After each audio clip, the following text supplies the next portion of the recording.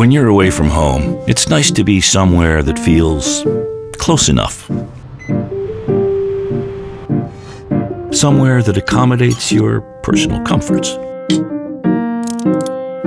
Somewhere with the little things, like works by your favorite artists, last-minute laundry, and a colander, so you can enjoy a home-cooked meal.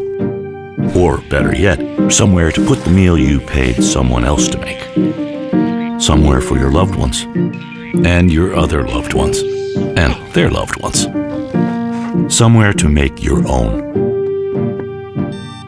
Somewhere that, for a few moments every day, starts to feel like home. For however long you need.